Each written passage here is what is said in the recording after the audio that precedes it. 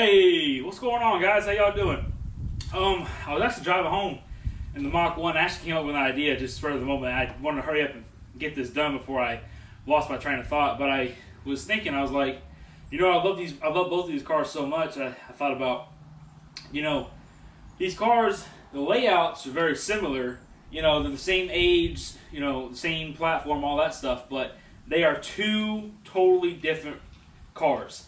And I love them for their own reasons, and I kind of just wanted to explain, because I had the benefit of being able to drive both, so I was just like, well, what if I can give my experiences and just talk about why I like both of them, and maybe just give like an understanding of what they're capable of, what they do when you're out driving, the perks, so to speak, and things like that. So I'm just going to go ahead and talk about it. So guys, the Mach 1 and the Terminator both do things that I absolutely love. I'll go ahead and start off with my Mach 1. So, if you guys, I'm sure you guys probably know, but back in the day when these cars were bone stock, from the dealer, from the factory and everything, the Mach 1s were rated at 305 horsepower, and the Terminator Cobras were rated at 390 horsepower. Now, I've read on some forums that the Mach 1s were actually somewhat underrated. I don't know if that's a fact or not.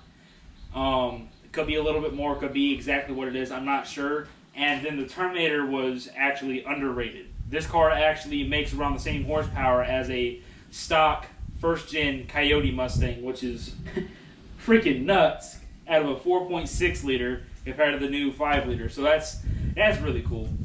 But to get back to my point, the Mach 1, I love this car for the heritage. I know people talk about that all the time and everything, but I mean, I've always just loved the Mach 1 history. I loved what it stands for, and how it was made, and everything else behind it. And then this car, I love the most because, for one, it was made during the same time as the Terminator, which was awesome.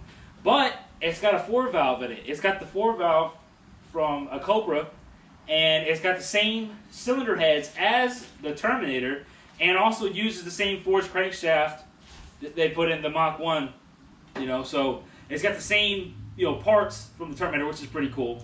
The rods and the pistons were, I think they were cast. I know they were weak in the Mach 1s, whereas in the Terminator you had a fully built engine. So that was really cool. But this car, it gives you everything that you would want in a car. I've had this car for about 6 months, and I truly love it, just for what it is. It's not the fastest thing in the world, and I know all that, but it puts a smile on my face every single day, and I just genuinely enjoy driving it. And that's one of the things that I was really looking for when I was trying to buy my first Mustang.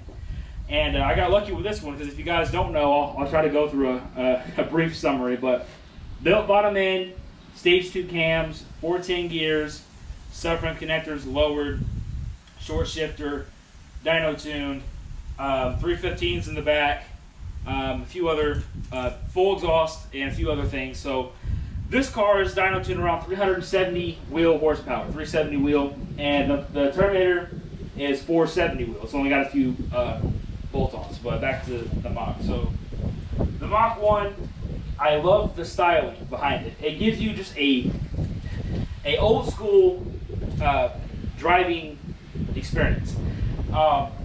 When I'm at stoplights and stuff, because of how the car is cammed and everything, the car kind of shakes a little bit, and then with the shaker, it really shakes.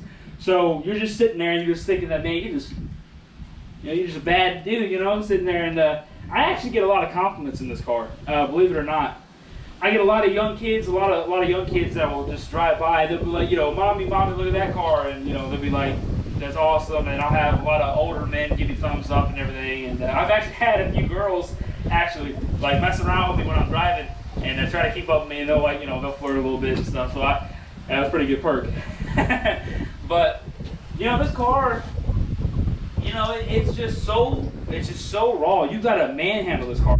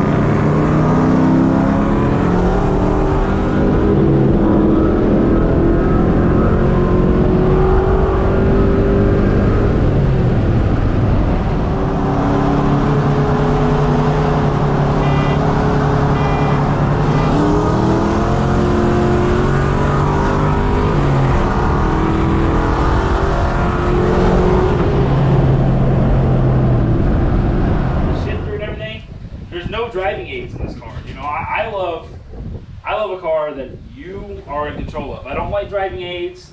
I don't like automatics. So the fact that this car is just you, a gas, a clutch, and a shifter. That's it. There's nothing else. And you got to be on your game or you're done. So I really like that. I like, I guess, training my driving skill in this car. It's it's super fun, guys. I haven't regretted this car at all. You know, you got the name, you've got the look. The look I love too. But anyway, so now I'm gonna hop over to the Terminator. Like when you get on in this, if you've never experienced a supercharged, you know, Mustang or muscle car or whatever, the instant torque in this thing, you could be just driving at cruising speeds and you just punch that car, you know, a little bit, and you get the force of the blower. I can't explain how sweet this is. And it's just a baby. You know, that's the crazy thing is this car feels so fast because of how the car throws you back and the supercharger whine, and you got, you know, sounds coming from all over the car, and you just know you're an amazing machine. I mean, it's otherworldly, and the fact that this car has such a good reputation. When you pull up to car meets and stuff, I've taken this to a few meets, and everybody wants to run this thing. I mean, the amount of coyote guys that just want to just cross, I've got to be the Terminator, I've got to be the Terminator, you know, on a stock blower and everything. I mean, come on, man. Yeah, you guys will probably end up beating the car. So, I mean, it's only 470 wheel, heat soak, you know, supercharger that, you know, it's not the best blower. So, but other than that, I mean, the potential behind this car, you can make power so easy with this thing. It's unreal. And I love this car too to death because of the power, and because it's also raw. There's no driving aids in this thing.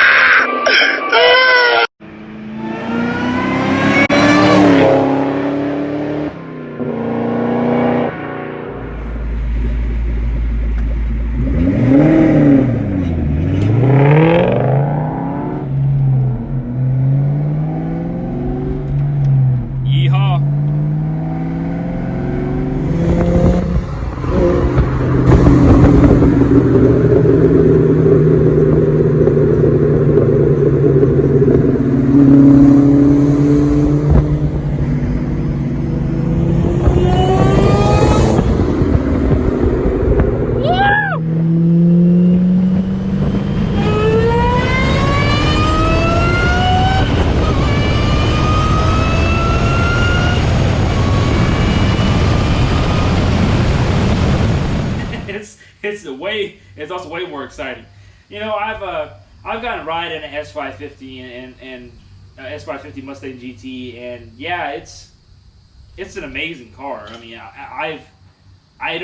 we don't own new vehicles, and to understand how far cars have come compared to what we drive is awesome. And I'm not knocking newer cars; they are amazing, but they don't give you an experience like these do.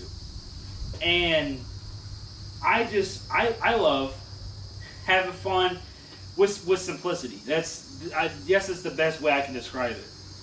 These cars are simple, you know. Besides the engine, I know they're advanced dual overhead cams, but I mean they're old. They're easy to work on. You can have fun. There's no computer screens in the way. There's no big old radios. There's no freaking little digital gauge clusters in the center console. You know, you just got analog gauges. You've got a shifter, 3 pedals. That's it. You know, it's fun and easy. So, overall, guys, if you're looking for any one of these cars, they both do the job for what you're looking for and then some. The Mach 1 has a lot of potential, but so does the Terminator. The Terminator is just leaps and bounds over this, but you can make this a beast.